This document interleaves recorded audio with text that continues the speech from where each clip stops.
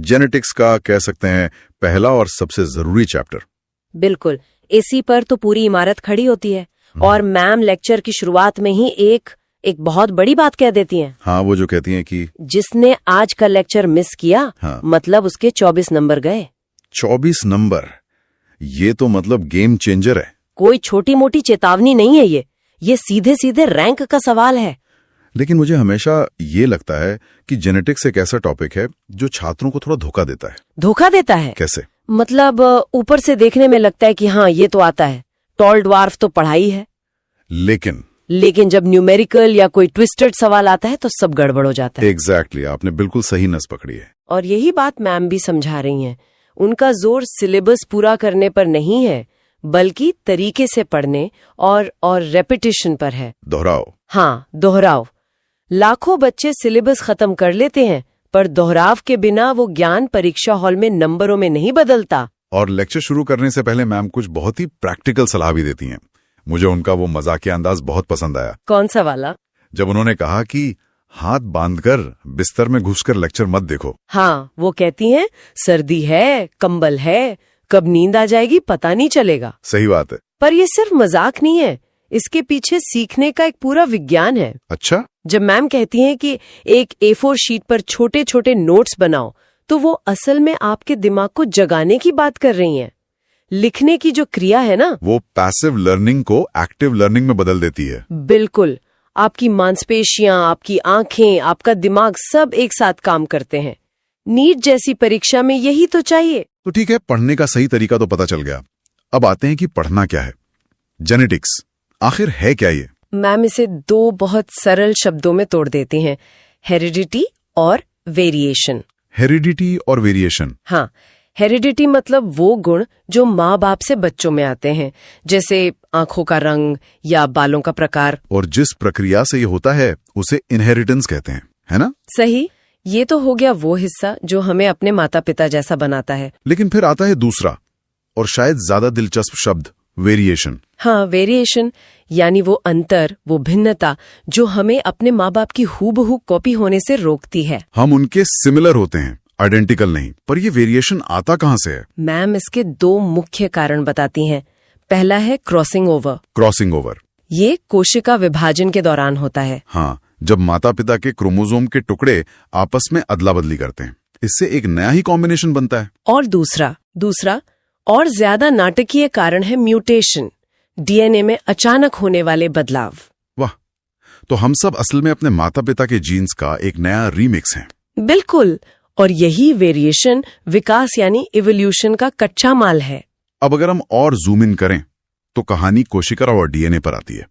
Lecture में एक हैरान करने वाला तथ्य था कि एक कोशिका में लगभग 2.2 मीटर लंबा डीएनए होता है।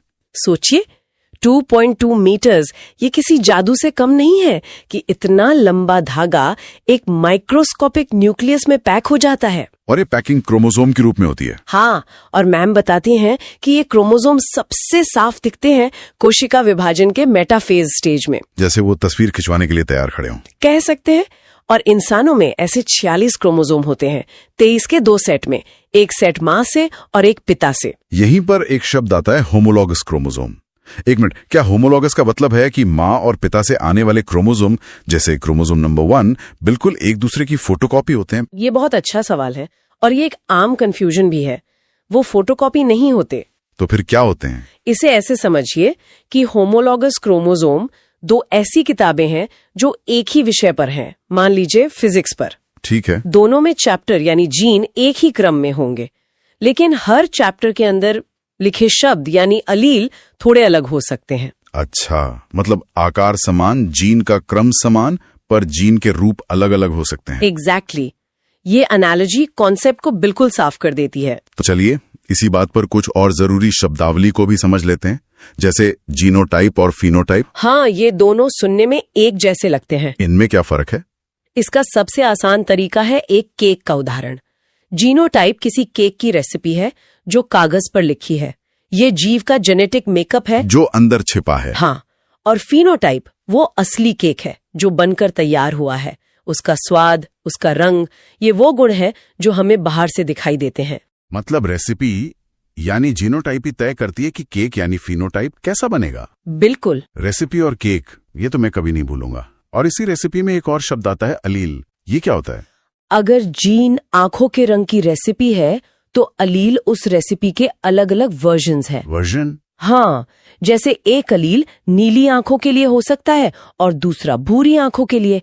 है दोनों आंखों के रंग के ही जीन, पर उनके रूप अलग अलग है। जैसे आइसक्रीम एक जीन है तो उसके फ्लेवर वनीला, चॉकलेट, ये सब अलील हैं। क्या बात है, ये उदाहरण तो मेरे वाले से भी अच्छा है। तो जब किसी में दोनों अलील एक जैसे होते हैं, जैसे टॉलनेस के लिए टीटी, तो उसे होमोजाइगस कहते हैं। सही। और जब अलग अलग हों, जैसे टीटी, तो उसे हेटेरोजाइगस कहते हैं। लेकिन लेक्चर में एक और खास कंडीशन का जिक्र था, हेमीजाइगस। ये क्या बला है? आहा, ये एक बहुत ही खास और जरूरी कॉन्सेप्ट है। हेमी का मतलब होता है आधा। आधा। ये कंडीशन पुरुषों में XY क्रोमोसोम की वजह से होती है। ठीक है। महिलाओं में 2 X क्रोमोसोम होते हैं, तो हर जीन की 2 कॉपी होती हैं। ठीक है। लेकिन पुरुषों में एक X और एक Y होता है। वाई क्रोमोसोम बहुत छोटा होता है, तो X क्रोमोसोम पर मौजूद जीन अकेले पड़ जाते हैं, उनकी कोई जोड़ी नहीं होती। अच्छा, तो इसी अकेले जीन की स्थिति को हेमीजाइगस कहते हैं। बिल्कुल। तो ये कंडीशन सिर्फ पुरुषों में ही होती है? ये तो बहुत दिलचस्प है।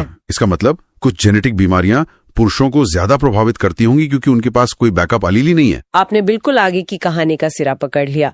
कलर ब्लाइंडनेस और हीमोफीलिया जैसी बीमारियां इसी वजह से पुरुषों में ज्यादा आम है। और इस पूरी पहेली को सबसे पहले सुलझाने वाले जासूस थे Gregor John Mendel, father of genetics. कहानी में अब उनकी एंट्री होती है। मैम बताती हैं कि वो एक मठ में पादरी थे और उन्होंने 1856 से 1863 तक, यानी पूरे 7 साल तक मटर के पौधों पर काम किया। सोचिए 7 साल तक मटर गिनना, आज के जमाने में इतना धैर्य मुश्किल है। शायद इसीलिए वो फादर ऑफ जेनेटिक्स हैं। पर सबसे हैरान करने वाली बात तो यह है कि उनके जीते जी उनके काम को किसी ने पहचाना ही नहीं। हाँ, उनकी मृत्यु 1884 में हो गई और करीब 16 साल बाद 1900 में 3 अलग अलग वैज्ञानिकों ने उनके काम को फिर से खोजा। लेकिन ऐसा हुआ क्यों? इतना क्रांतिकारी काम और उसे नजरअंदाज कर दिया गया। इसके पीछे विज्ञान का समाजशास्त्र है। मेंडल ने एक ऐसी चीज की जो उस समय कोई नहीं करता था। क्या? उन्होंने बायोलॉजी में गणित और सांख्यिकी का इस्तेमाल किया। हजारों पौधों का रिकॉर्ड रखा, अनुपात निकाले। तो ये तो अच्छी बात थी। आज के हिसाब से हाँ, पर उस समय के बायोलॉजिस्ट के लिए ये एक अजनबी भाषा जैसी थी। उन्हें लगा ये बायोलॉजी नहीं, मैथ्स है। विज्ञान जगत उनके काम को समझने के लिए तैयार ही नहीं था। मतलब मेंडल अपने समय से बहुत आगे थे। बहुत आगे। और उनका मटर का पौधा चुनना भी किसी मास्टर स्ट्रोक से कम नहीं था। हाँ, उन्होंने यही पौधा क्यों चुना? ये उनका सबसे बड़ा रणनीतिक फैसला था। मैम ने इसके कई कारण गिनाए हैं। पहला, मटर के पौधे में कई साफ साफ दिखने वाले और विपरीत लक्षण थे। Contrasting traits. जैसे फूल या तो बैंगनी होगा या सफेद, बीच का कुछ नहीं। सही। या पौधा या तो लंबा होगा या बौना। इससे नतीजों का विश्लेषण करना बहुत आसान हो गया। और ये पौधा बहुत सारे बीज भी पैदा करता था, जिससे उनका सैंपल साइज बड़ा हो गया। बिल्कुल। विज्ञान में सैंपल साइज जितना बड़ा होता है, नतीजे उतने ही भरोसेमंद होते हैं। और साथ ही इसकी जीवन अवधि छोटी थी, सिर्फ 3-4 महीने, जिससे वो कम समय में कई पीढ़ियों का अध्ययन कर पाए। हाँ, और सबसे जरूरी बात, ये पौधा बाइसेक्सुअल था। इसमें सेल्फ पॉलिनेशन तो होता ही था, लेकिन वो आसानी से क्रॉस पॉलिनेशन भी करा सकते थे। मतलब प्रजनन पर पूरा कंट्रोल। एक परफेक्ट एक्सपेरिमेंटल मॉडल। एक परफेक्ट मॉडल। तो चलिए अब उनके मशहूर एक्सपेरिमेंट पर आते हैं। Mono hybrid cross. मोनो मतलब एक। हाँ, इसमें उन्होंने एक बार में सिर्फ एक ही लक्षण का अध्ययन किया, जैसे पौधे की ऊंचाई। तो उन्होंने एक प्योर लंबा पौधा लिया, टीटी, और उसका क्रॉस एक प्योर बौने पौधे, टीटी, से कराया। हाँ, इसे पेरेंटल या पी जेनरेशन कहते हैं। इनसे जो पहली पीढ़ी यानी F1 पैदा हुई, वो किसी चमत्कार से कम नहीं थी। क्या हुआ था? सारे के सारे पौधे लंबे थे, बौनापन जैसे गायब ही हो गया था। ये तो वाकई हैरान करने वाला है। बौनेपन वाला गुण कहाँ चला गया? यही मेंडल का पहला बड़ा सवाल था, और इसका जवाब मिला अगली पीढ़ी F2 जेनरेशन में, जब उन्होंने F1 पीढ़ी के पौधों का आपस में सेल्फ पॉलिनेशन कराया। हाँ, और तब बौनापन लौट आया। F2 पीढ़ी में 3 पौधे लंबे थे और 1 पौधा बौना। उन्हें एक जादुई अनुपात मिला 3.1। ये फिनोटिपिक रेशो था, मतलब जो बाहर से दिख रहा था। एग्जैक्टली लेकिन जब उन्होंने इसके पीछे की रेसिपी यानी जीनोटाइप को देखा तो अनुपात कुछ और ही था। 1:2:1 बिल्कुल। एक pure tall TT, 2 hybrid TT और एक प्योर ड्वार्फ टीटी। यहीं से मेंडल ने निष्कर्ष निकाला कि बोनेपन का गुण F1 में गायब नहीं हुआ था, बस छिप गया था। और यहीं से डोमिनेंट और रिसेसिव का कॉन्सेप्ट पैदा हुआ। वहीं से इसके बाद मेंडल ने अपनी चुनौती को और बढ़ाया और किया डाई हाइब्रिड क्रॉस। 2 लक्षणों को एक साथ स्टडी किया। हाँ, जैसे बीज का आकार गोल या झुर्रीदार और बीज का रंग पीला या हरा। और यहाँ के नतीजे तो और भी शानदार थे। F2PD में वो 9331 का अनुपात। 9 पौधे गोल और पीले, 3 गोल और हरे, 3 झुर्रीदार और पीले और बस 1 झुर्रीदार और हरा। ये 9331 का रेशो देखने में थोड़ा डरावना लगता है। इसे याद कैसे रखा जाए? ये डरावना लगता है पर असल में बहुत आसान है। ये बस 2 अलग अलग मोनोहाइब्रिड क्रॉस की कहानियां हैं जो एक साथ चल रही हैं। अच्छा। एक तरफ बीज के आकार की कहानी यानी 3 गोल 1 झुर्रीदार और दूसरी तरफ बीज के रंग की कहानी 3 पीले 1 हरा। और जब आप इन दोनों को गणितीय रूप से मिलाते हैं 3.1 into 3.1 तो आपको वही 9.3.3.1 का नतीजा मिलता है। प्रकृति एक ही समय में 2 अलग अलग गणित के सवाल हल कर रही है। वाह, ये तो सच में एक आहा मोमेंट है। तो इन्हीं एक्सपेरिमेंट्स के आधार पर मेंडल ने अपने 3 मशहूर नियम दिए। हाँ, जो जेनेटिक्स की नींव है। पहला है लॉ ऑफ डोमिनेंस। ये कहता है कि जब 2 अलग अलग अलील एक साथ होते हैं तो एक यानी डोमिनेंट अपना असर दिखाता है और दूसरा यानी रिसेसिव छिपा रहता है। सही। कई छात्रों को लगता है कि डोमिनेंट अलील बेहतर या ज्यादा ताकतवर होता है। क्या ऐसा है? नहीं, ये एक बहुत बड़ा मिथक है। डोमिनेंट का मतलब बेहतर नहीं होता, नहीं इसका मतलब है कि वो आबादी में ज्यादा पाया जाएगा। इसका सिर्फ इतना मतलब है कि वो हेटेरोजाइगस कंडीशन में खुद को एक्सप्रेस कर पाता है, बस। ठीक है, अब दूसरा नियम। दूसरा है लॉ ऑफ सेग्रीगेशन। ये कहता है कि जब गैमीट बनते हैं तो अलील का जोड़ा जैसे टीटी अलग हो जाता है और हर गैमीट में दोनों में से सिर्फ एक ही अलील जाता है। हाँ, और मैम इस बात पर बहुत जोर देती हैं कि ये एक यूनिवर्सल लॉ है, इसका कोई अपवाद नहीं है। ये यूनिवर्सल क्यों है? इसके अपवाद क्यों नहीं हो सकते? क्योंकि ये सीधे सीधे मियोसिस की प्रक्रिया पर आधारित है, जो गैमीट बनाने का एक मौलिक तरीका है। उसमें होमोलॉगस क्रोमोसोम का अलग होना तय है, इसलिए उन पर मौजूद अलील का अलग होना भी तय है। एक अटूट नियम। बिल्कुल। और तीसरा और आखिरी नियम जो डायहाइब्रिड क्रॉस से निकला, लॉ ऑफ इंडिपेंडेंट असॉर्टमेंट। ये कहता है कि जब 2 या 2 से ज्यादा लक्षणों की वंशागति एक साथ हो रही हो तो एक लक्षण के अलील का बंटवारा दूसरे से स्वतंत्र होता है। मतलब बीज के रंग को इस बात से कोई फर्क नहीं पड़ता कि बीज का आकार कैसा है, दोनों अपनी अपनी राह चलते हैं। सही कहा। लेकिन जैसा कि विज्ञान में अक्सर होता है, क्या इन नियमों के भी कुछ अपवाद हैं? बिल्कुल है, और यही जेनेटिक्स को और भी रोमांचक बनाता है। लॉ ऑफ डोमिनेंस हमेशा लागू नहीं होता, जैसे इनकम्प्लीट डोमिनेंस और कोडोमिनेंस। हाँ, जहाँ अलील आपस में मिल जाते हैं या दोनों खुद को व्यक्त करते हैं।